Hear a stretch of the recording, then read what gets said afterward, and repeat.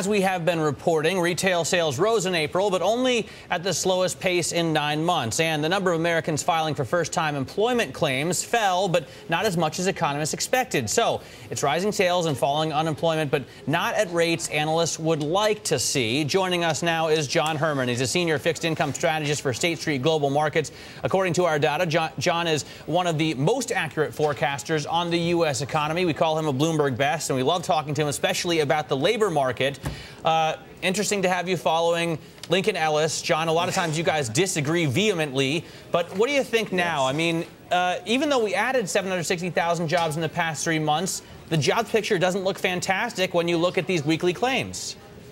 Absolutely. You know, it's what it looks like, what it may look like in a few months is that in the, first half of the year, we did this ramp up and this catch up to hiring, and then hiring kind of settled down and started growing at a more moderate pace, let us say, in the second half of the year. And that's kind of what we're expecting.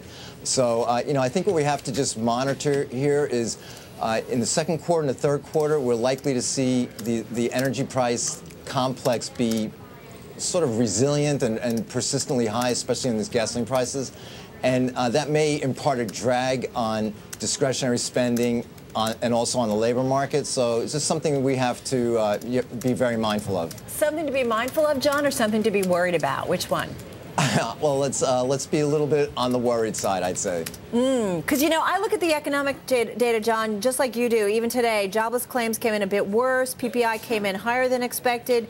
Inventories being boosted. And then you had retail sales, the slowest in 9 months. So constantly, it feels like this mixed bag of data. Any definitive trend lines that you're seeing when it comes to the economy at this point?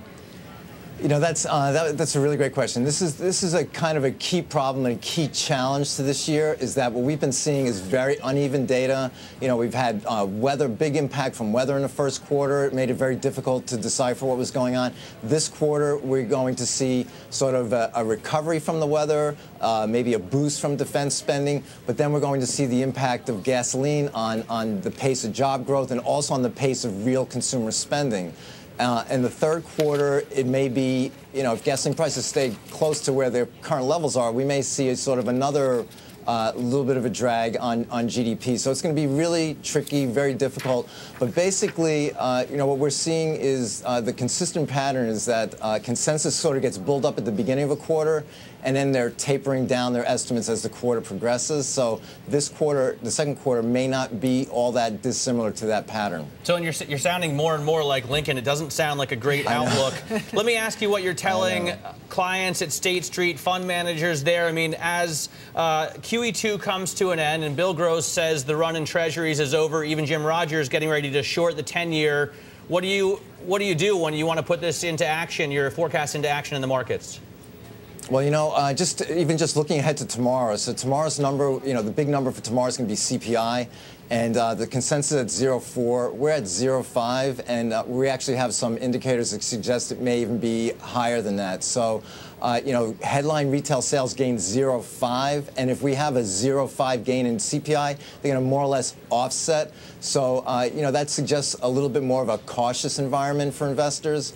And what we would think is, typically in kind of a moderately growing economy, you might favor, for example, like corporate credits versus owning treasuries outright, especially at this level. But the one thing I'll just note is, as the street factors in sort of the drag from these energy prices, it's possible that the 10-year yield may grind a little bit lower here. So what do you do? I mean, do you buy treasuries or do you short them? Where do you stand there? I think what you're going to do is you're going to look for really good levels to, either we've gotten long, for example, we got long the bond in the middle of March at what we thought was a pretty good level, and I think that's what you're going to have to do. We're in a range.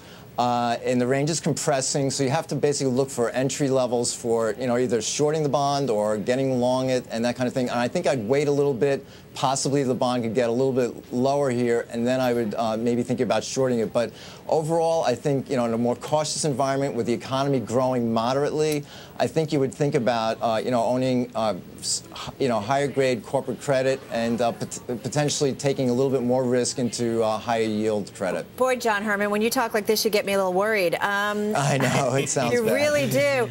What about QE2? Because with this level of caution that I'm hearing from you, throw QE2, the end of QE2 on top of that, is some of the downturns we're seeing in the market currently as a result of that, anticipation of that, and maybe it's going to be that much worse for the remaining half of the year? Yeah, I think some of the downturn that we've seen, is reflecting the end of QE2, the higher margin requirements, and also some of the uneven pattern of growth that we've seen very, very recently. And I think investors are getting just a little bit cautious here. And then overseas, we're seeing some headwinds in Asia, and also, of course, in the periphery of the Eurozone. We're seeing some risks there emerge again with Greece and so on. So I think investors are getting just a little bit cautious, but we're just going to have to monitor things. So, and John, you mentioned CPI is going to be higher, you think, than the street. Yes, is the Fed going to have to definitely start reacting to inflation soon? Do they tighten up by the end of the year?